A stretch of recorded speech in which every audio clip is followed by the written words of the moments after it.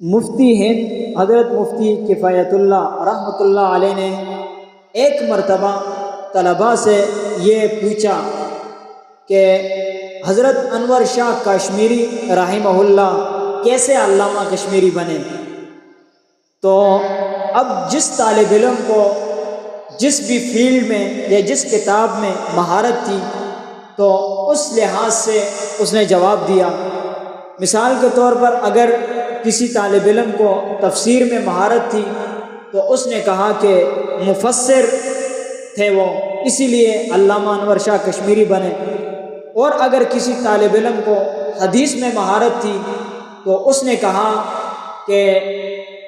محدث تھے، اسی لیے علامہ انور شاہ کشمیری بنے۔ اور اگر کسی کو کوئی جو ہے اشعار میں ماہر تھا تو اس نے یہ کہا کہ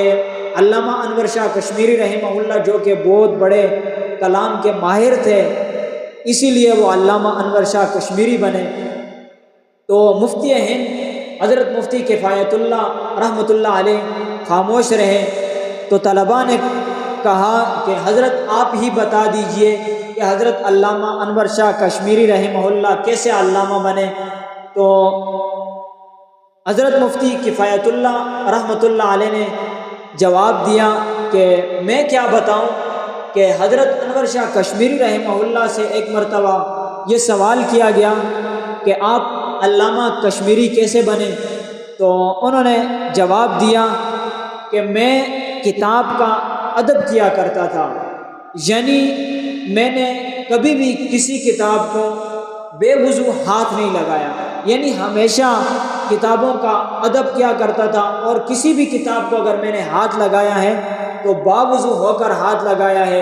اور اسی طرح اگر میں کوئی کتاب پڑھ رہا تھا یا میں نے کسی کتاب کا مطالعہ کیا یا حدیث کا مطالعہ کیا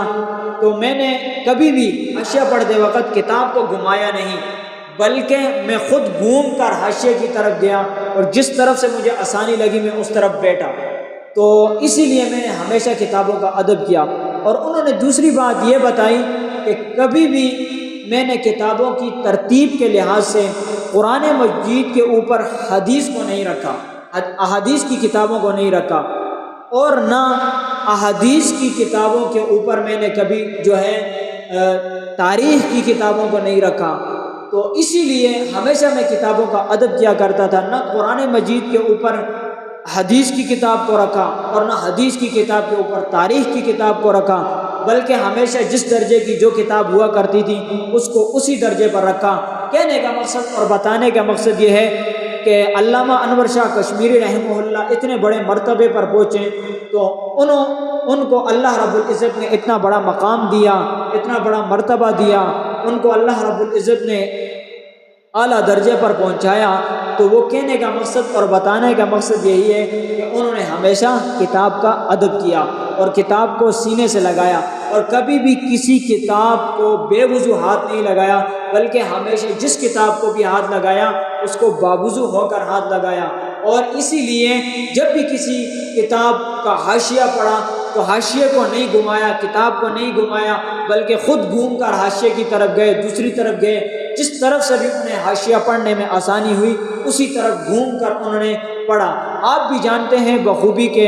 آج کل تو جو نئی ایڈیشن میں کتابیں آ چکی ہیں ان کا حاشیہ تو یوں ہے سیدھا، جس طرف بندہ بیٹھتا ہے نیچے حاشیہ لکھا ہوتا ہے، لیکن جو پرانی کتابیں ہیں ان میں جو حاشیہ کی جو ترتیب ہے حاشیے کی وہ مختلف انداز سے ہیں، گھما پھرا کر یوں کتاب کے ارد گرد لکھا ہوا ہے، صفحے کے ارد گرد یوں لکھا ہوا ہے، تو اسی لیے اس وقت مشکل ہوتی تھی کہ حاشیے کو پڑھنے میں، تو اسی لیے کبھی بھی وہ حاشیہ پڑھتے وقت کتاب کو نہیں گھمایا انہوں نے، بلکہ کتاب کا ادب کرتے ہوئے خود گھومے اور حاشیے کو پڑھا۔ اسی لیے علامہ انور شاہ کشمیری رحمہ اللہ علامہ کشمیری بنے۔